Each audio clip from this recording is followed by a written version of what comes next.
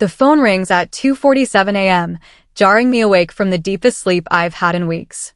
My 3-week-old daughter, Sophia, is finally resting peacefully in her bassinet after hours of colicky screaming. I answer without checking the caller ID, my heart already racing with that primal new mother panic that something's wrong. Ms. Brennan? This is Patricia from Human Resources at Cascade Logistics. Her voice is clipped, rehearsed.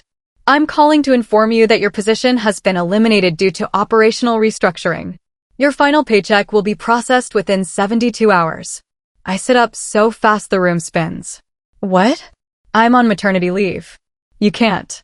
But she's already hung up. I stare at my phone in the darkness, milk leaking through my shirt, my body still healing from childbirth. My email pings. Termination notice. And there, at the bottom, Supervisor authorization. Kyle Hutchins. My hands start shaking. Not from fear. From pure, crystallized rage. He actually did it.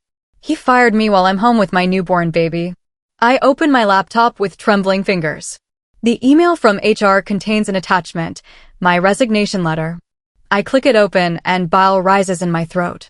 Dear Cascade Leadership, after much consideration, I have decided to resign from my position to focus on my new role as a mother. I believe staying home with my daughter is the right choice for my family at this time. Thank you for 8 wonderful years. Warmest regards, Vanessa Brennan. I never wrote this. The language is so condescending, so perfectly crafted to make me sound like I chose this, like I willingly walked away from 8 years of 60-hour weeks and building half the systems this company runs on. Kyle planned this. He wrote these words, forged my name, and thought I'd be too exhausted and overwhelmed to fight back. He thought wrong. My name is Vanessa Brennan, and until 3 weeks ago, I was a senior logistics coordinator at Cascade Logistics in Seattle. For 8 years, I was the person everyone called when international shipments went sideways. I built the routing optimization system that saved this company $3 million annually. I'm also a single mother by choice. I used a sperm donor because I was 32, financially stable, and done waiting for some mythical perfect partner. Sophia is everything I planned for, everything I wanted. And I was supposed to come back to work in 10 weeks with full benefits, full respect, full employment. Kyle Hutchins stole that from me. He's 35, has an MBA from a mediocre business school, and arrived at Cascade 9 months ago with 0 actual logistics experience. He got hired as regional supervisor because his uncle sits on the parent company's board. Within 2 weeks, he was taking credit for my work. Within 2 months, he was harassing me. And the moment I announced my pregnancy, I became his target. Now I'm sitting in my apartment at 3 a.m., leaking breast milk, holding my sleeping daughter, and I'm about to destroy his entire career. 9 months earlier, Kyle walks into the break room for his first day. Expensive suit, 2 white teeth, handshake that lasts 3 seconds too long while his eyes travel down to my chest and back up. Vanessa Brennan, he says. I've heard you're the miracle worker around here. Looking forward to working closely with you. The way he emphasizes closely makes my skin crawl. That afternoon, we have our first department meeting. I present the new routing algorithm I spent 4 months developing, a system that dynamically adjusts delivery routes based on real-time traffic, weather, and customs delays. Kyle nods along, taking notes. At the end, he stands up. Excellent work, team. I'm glad my initial observations about route optimization are already being explored. Vanessa, let's coordinate on my vision for this. My mouth falls open. His vision? His observations? I just presented 4 months of my work, and he's claiming it as his idea in front of the entire department. 4 months later, I'm 20 weeks pregnant and finally ready to tell work. I knock on Kyle's office door. I sit across from him, hands folded over my small bump. I wanted to let you know that I'm pregnant. Due date is January 15th. I'm planning to take 12 weeks of leave. His smile freezes. Literally freezes on his face. For 3 full seconds, he just stares at me. Then the smile becomes even wider, even faker. Congratulations. That's wonderful news. But his voice is cold. His eyes are calculating. January 15th, he repeats slowly. Right in the middle of our Q4 reconciliation and Q1 planning. That's unfortunate timing. My spine stiffens. It's when the baby's due. I don't control that. Of course. We'll figure something out. Might need to redistribute some of your responsibilities to ensure continuity. Can't have critical operations dependent on someone who's temporarily unavailable. I leave his office with ice in my stomach. That wasn't congratulations. That was a threat. The exclusion starts immediately. The next week, I show up for our Monday strategic planning meeting and find the conference room empty. Kyle forgot to update my calendar. This happens repeatedly. My team members start looking uncomfortable when I ask questions. Kyle said he'd handle that directly, they mumble. One afternoon, I find Kyle in my office, going through my project files on my computer. Just familiarizing myself with your systems, he says casually. You know, in case you need extended coverage. Babies are unpredictable. You might decide not to come back at all. The implication hangs in the air like poison gas. At 37 weeks pregnant, my coworker Naomi practically runs up to me in the parking lot, looking around nervously. Vanessa, I need to tell you something. Kyle's been asking questions. About your exact due date, about how long you're planning to be out. He's been talking to other managers about restructuring opportunities and eliminating redundancies during natural transition periods. Everyone knows he means you. The baby kicks hard against my ribs. Has he talked to HR? I don't know. But he's been in a lot of closed-door meetings. With executives. With the CFO. Just be careful. Document everything. I should march straight to HR. But I'm exhausted, enormous, and honestly scared. What if I'm wrong? What if I make a fuss and it destroys my reputation? I don't do anything. And 3 days later, I go into labor. That's the mistake I'll regret for the rest of my life. Now, at 3:47 a.m., I'm wide awake and furious. I'd set up automatic forwarding to my personal account years ago, a habit from when I worked remotely. Thank God for that habit. I search for Kyle's name. Hundreds of emails populate the screen. And then I find it. 2 months before my due date. Patricia, want to touch base about anticipated headcount reduction opportunity during extended absence Q4. Brennan's maternity leave creates natural restructuring window. Let's discuss budgetary reallocation options. Kyle. I read it 3 times. Headcount reduction opportunity. Natural restructuring window. He wasn't planning coverage for my leave. He was planning my elimination. I screenshot the email. Forward it to a new folder, legal evidence, Kyle Hutchins. I keep digging. More emails. More evidence of his planning, his systematic exclusion of me from meetings and decisions. Every piece of documentation I need is right here. Kyle thought he was so smart. But he underestimated me. At 9 a.m., I call Simone Park. We were roommates at the University of Washington. She's now a partner at one of Seattle's most aggressive employment law firms, specializing in discrimination and wrongful termination. Simone, it's Vanessa Brennan. I need a lawyer and I need you to destroy someone. There's a pause. Then her voice shifts, becomes sharper. Tell me everything. I do. The harassment, the exclusion, the forged resignation, the termination while on federally protected maternity leave. I send her the screenshots while we're still on the phone. Vanessa, she says slowly, and I can hear the smile in her voice. This is the most clear-cut case of pregnancy discrimination and retaliation I've seen in 5 years. That forged resignation? That's fraud. This Kyle Hutchins is going to lose everything. Can we actually win this? Win? We're going to obliterate him. But here's what we do. You don't contact Kyle. You don't contact HR. You let them think you're just a tired new mom who went away quietly. Meanwhile, we build a case so airtight they can't breathe. When we're ready, we strike. How long? Give me 2 weeks. Then we file with the State Labor Board and the EOC. I look at Sophia, sleeping peacefully. Let's burn it all down. I spend the next week systematically going through 8 years of digital records. Every performance review, all exemplary. Every commendation email. Every project completion report. Every communication with Kyle that shows the shift after my pregnancy announcement. I create a spreadsheet. Dates, incidents, witnesses, evidence. I'm not emotional about this anymore. I'm strategic. Each piece of evidence is a nail in his coffin. On day 12, Naomi texts me, "Can we meet? Need to talk. It's important." We meet at a park. Naomi is pale, nervous. "I did something terrible," she says immediately. Kyle made me forge your signature. My blood runs cold. What? 2 days after you started your leave, Kyle brought me an HR form. Said it was routine paperwork you'd forgotten to sign before leaving. He told me to sign your name. Her voice breaks. I didn't realize until after. It was a voluntary resignation acknowledgement. Vanessa, I'm so sorry. Do you still have his message asking you to do it? She nods, pulling up her Slack messages. There it is. Naomi, need you to sign Vanessa's name on the attached form. She approved it before leaving but forgot to actually sign. Just a formality. Thanks. I photograph her screen. Naomi, this is proof of fraud. This is exactly what I need. Are you going to sue? Because if you are, I'll testify. I'll tell them everything. I squeeze her hand. Forward me that message and any other communications you have with Kyle about me. And Naomi? Thank you.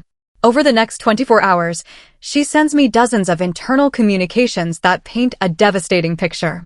An email to the regional VP, successfully identified cost reduction opportunity through strategic personnel management during protected leave period. Projected annual savings, $140,000. A text to someone named Brittany, one problem solved. Now I can finally restructure this team the way it should be. I look up Brittany in the company directory. Brittany Flores, Junior Logistics Analyst. 24 years old. Hired 3 months ago. I dig deeper. Find performance reviews Kyle wrote for her, glowing, excessive. Find approval for a promotion after only 2 months. Find photos on the company's internal social network. Kyle and Brittany at a client dinner. His hand on her lower back. He's sleeping with her. And he gave her my projects, my team, probably my office. I forward everything to Simone with a subject line, pattern of misconduct beyond discrimination. She calls me 60 seconds later.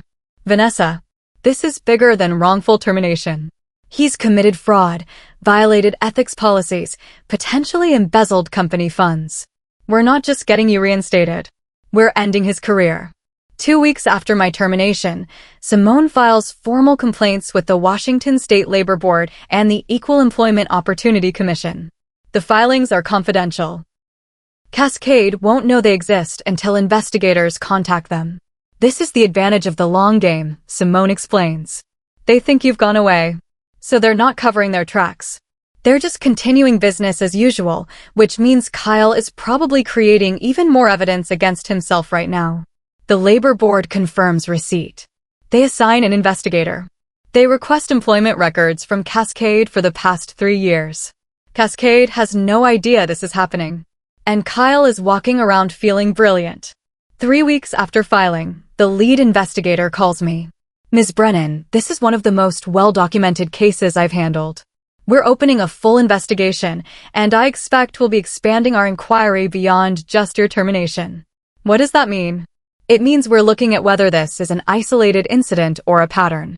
And based on preliminary review, I suspect it's a pattern. While I'm building my case in secret, Kyle is thriving. Naomi keeps me updated through carefully coded texts. He got a bonus, she tells me, voice tight with anger. $20,000 for exceptional cost management. They literally gave him money for firing you. What else? He's being fast-tracked for VP of Western Region Operations. And Brittany, she's basically running your old team now. We're missing deadlines. Clients are complaining. The routing optimization system is throwing errors because nobody knows how to maintain your code. Let it burn, I say. For weeks after my termination, someone sends an anonymous email to Cascade CEO, Bradford Quinn, containing everything Kyle's messages about firing me, the forged resignation, the relationship with Brittany, budget discrepancies. Naomi calls me 15 minutes after it hits his inbox. The entire executive floor is in emergency meetings. They locked Kyle's office and started going through his files. What's happening now? They suspended Kyle pending investigation. Sent him home an hour ago. Brittany is in HR getting interrogated. Everyone's freaking out because if this is real, the company could be facing massive legal liability. It's real, I say quietly. That night, I get an email from Cascade's HR director requesting a meeting. I forward it to Simone with one word, now. She responds immediately, now. Let's go to war. Kyle is spiraling.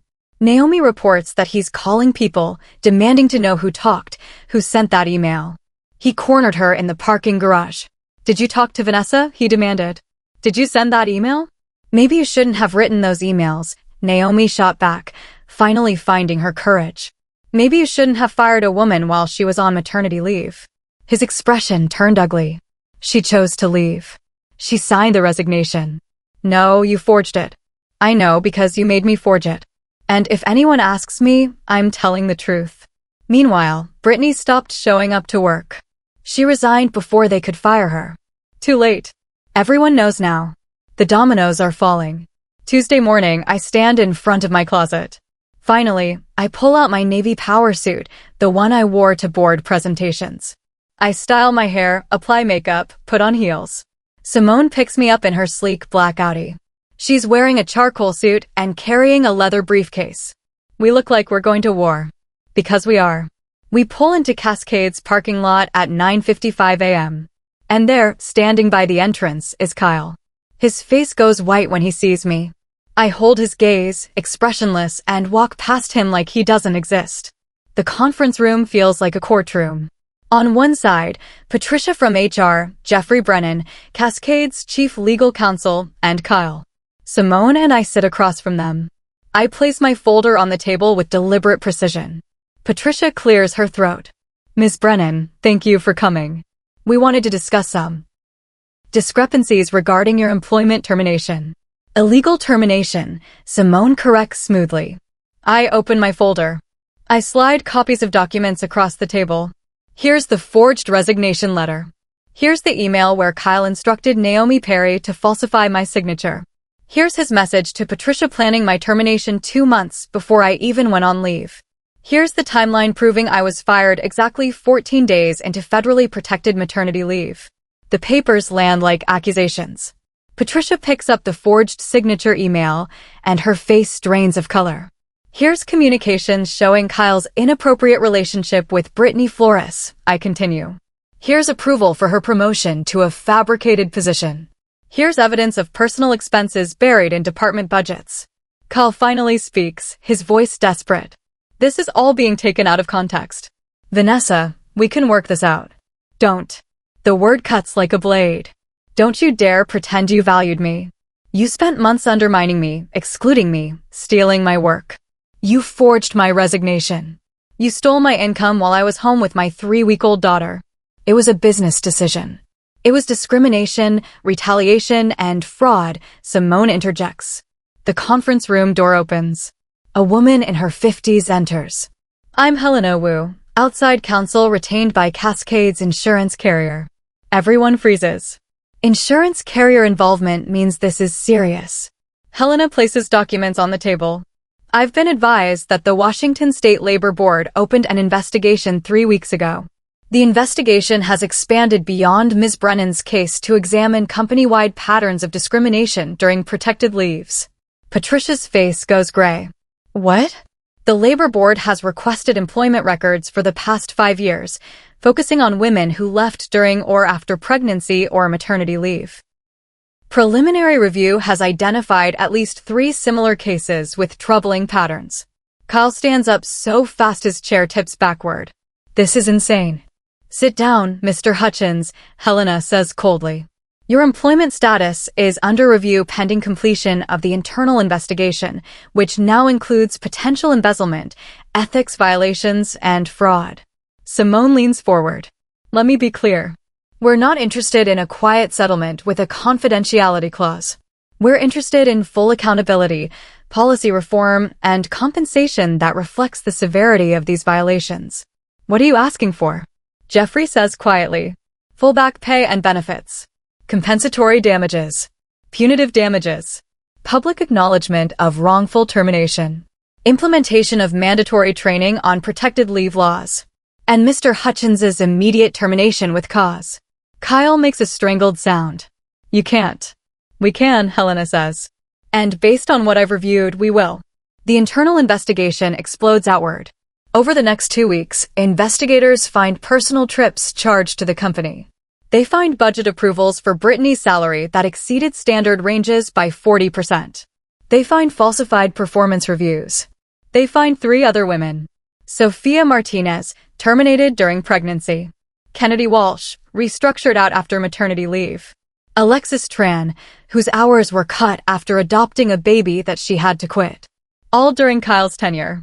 All following the same playbook. Helena calls me personally. This has become much larger than your individual case. We're looking at systematic discrimination. The Labor Board is considering class action investigation. And Kyle Hutchins is going to be terminated with cause. Good, I say. Naomi texts me that afternoon. Kyle cleaned out his office today. Security escort. Everyone watched him leave. Vanessa, people were literally clapping.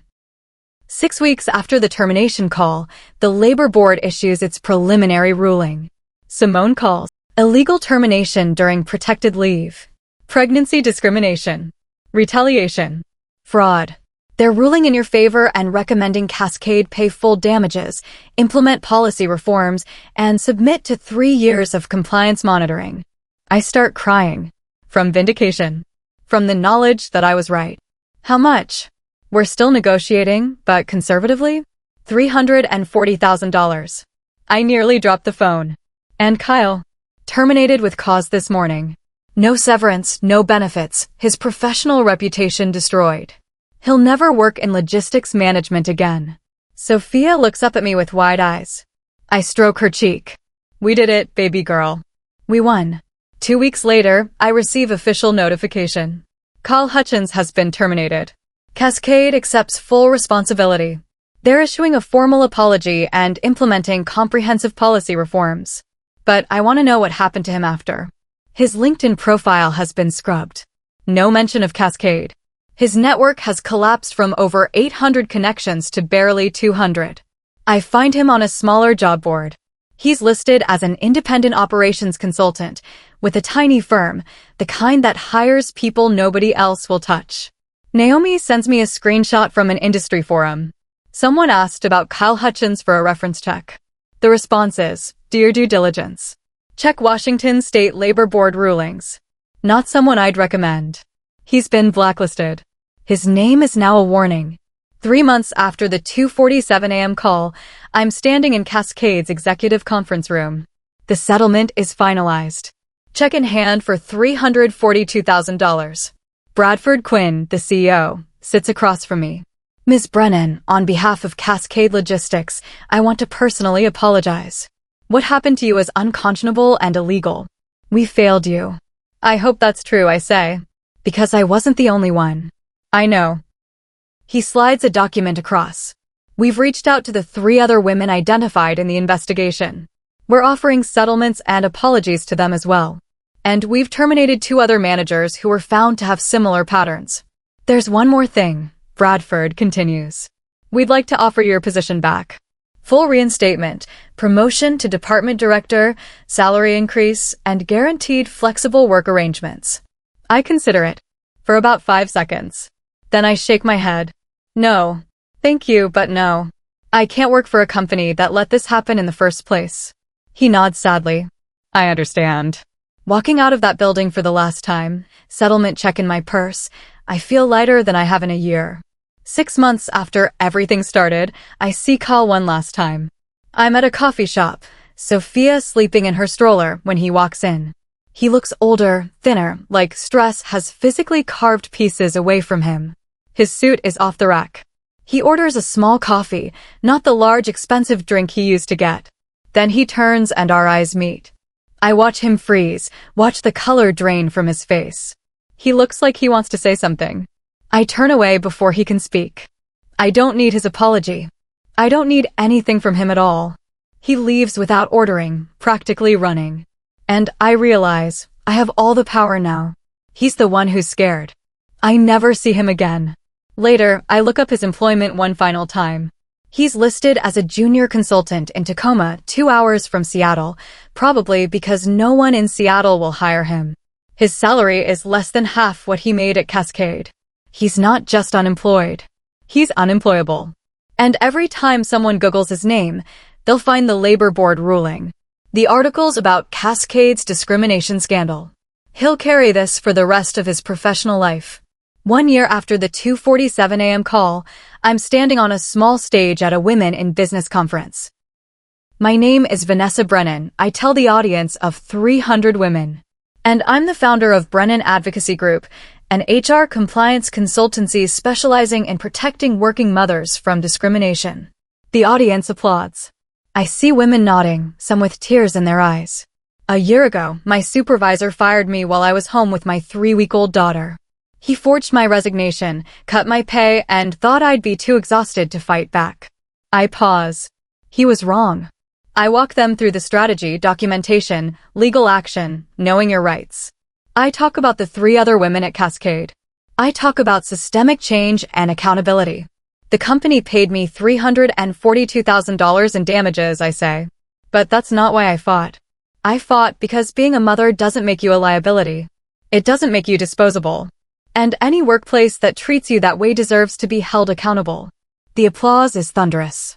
Afterward, women line up to talk to me. Some want to hire my firm. Some want advice. Some just want to say thank you. One woman, visibly pregnant, grips my hand. I've been terrified to tell my boss. But hearing your story, I'm going to document everything. Good, I tell her. You deserve protection. Your career matters. I drive home with business cards from potential clients, speaking requests for 3 more conferences, and a message from a documentary filmmaker. My company is thriving. Brennan Advocacy Group now has 2 associates and a growing client list. We've helped 12 women fight wrongful terminations. We've trained executives at 6 companies. We've become the firm that companies call when they want to do better, and the firm that employees call when companies do worse. At home, Sophia is awake and babbling, almost walking now. I lift her into my arms and carry her to the window.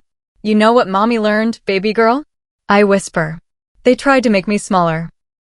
They tried to erase me. They thought motherhood would break me. Sophia looks up at me with those wide, trusting eyes.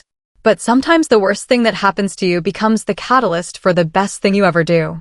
They wanted to destroy my career. Instead, they gave me a mission. I kiss her forehead and open my laptop. 23 new inquiries. Women who need help. Women who are being targeted the way I was. Women who are tired of being silent. I respond to each one personally. I believe you. I can help. Let's fight back.